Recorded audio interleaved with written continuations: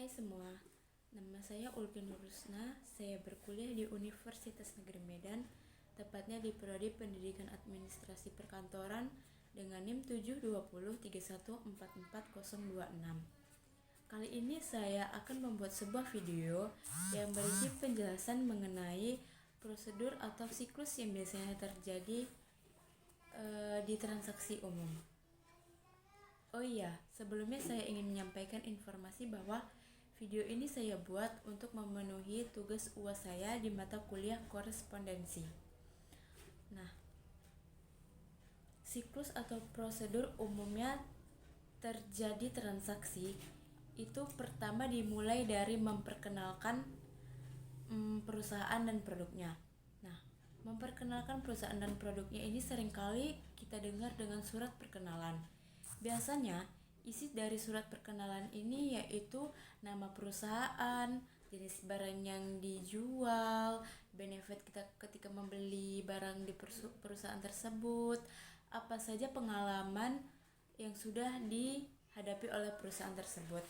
Nah, selanjutnya adalah jika perusahaan tersebut sudah mengirim surat perkenalan kepada tujuan konsumennya, maka otomatis selanjutnya calon konsumennya akan mengirimkan surat penawaran.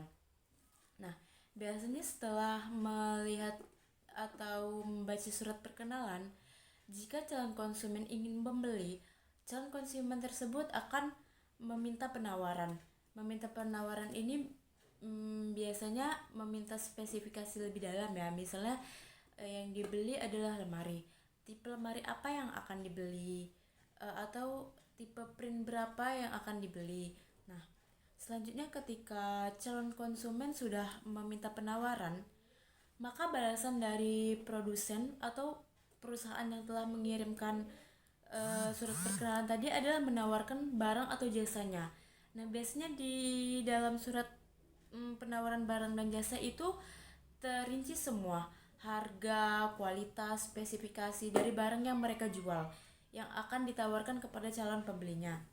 Nah, setelah calon pembeli tadi menerima surat penawaran barang atau jasa, maka calon pembeli akan mengirimkan balasan lagi.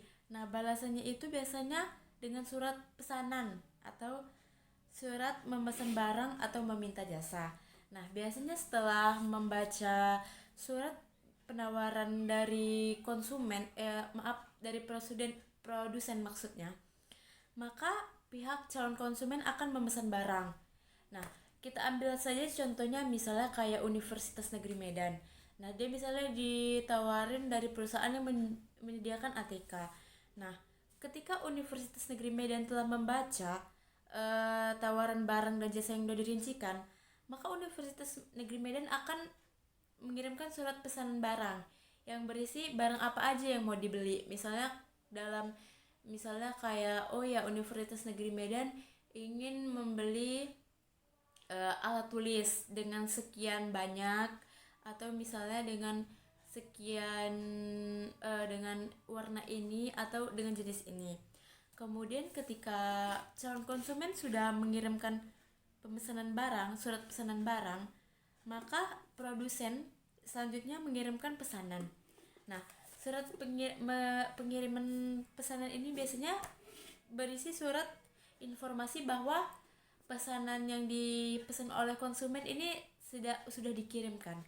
Biasanya ini juga berisi rincian harga, kesepakatan waktu pembayaran, dan lain-lain. Ketika pihak konsumen telah menerima pesanan, maka jika barang yang diterima oleh konsumen itu tidak puas atau tidak sesuai dengan kualitas, spesifikasi yang disepakati di awal, atau mungkin terdapat barang yang rusak, maka pihak konsumen ini berhak mengajukan tuntutan.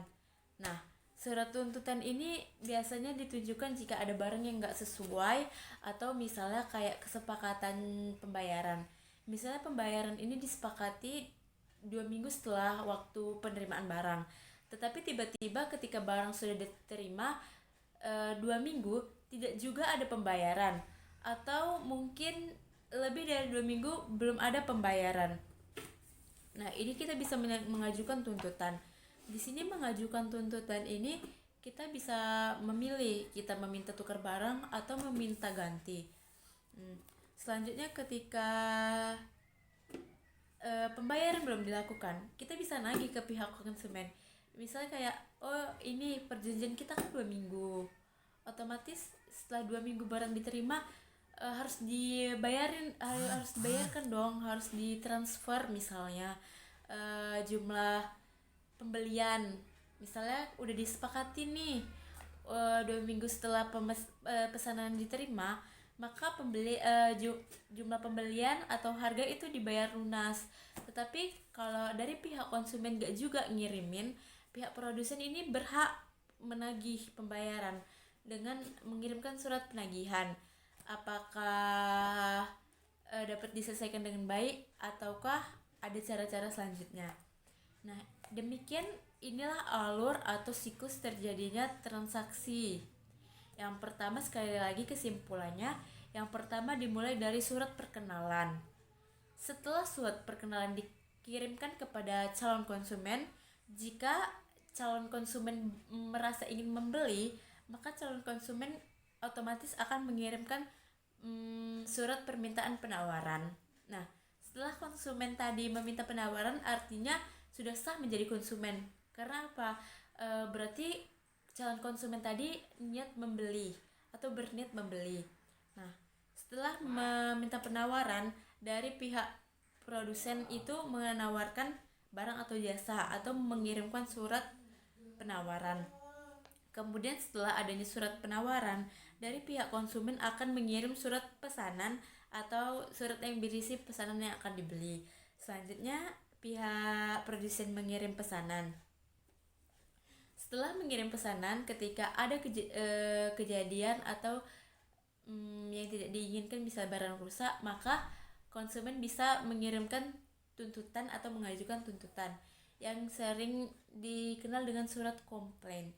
Selanjutnya, jika pihak produsen merasa belum ada pembayaran sesuai kesepakatan, maka pihak produsen berhak menagih dengan mengirimkan surat penagihan pembayaran. Nah, demikian siklus atau prosedur umum terjadinya transaksi yang dapat saya sampaikan dan saya jelaskan. Jika ada yang kurang, saya mohon maaf. Terima kasih atas perhatiannya.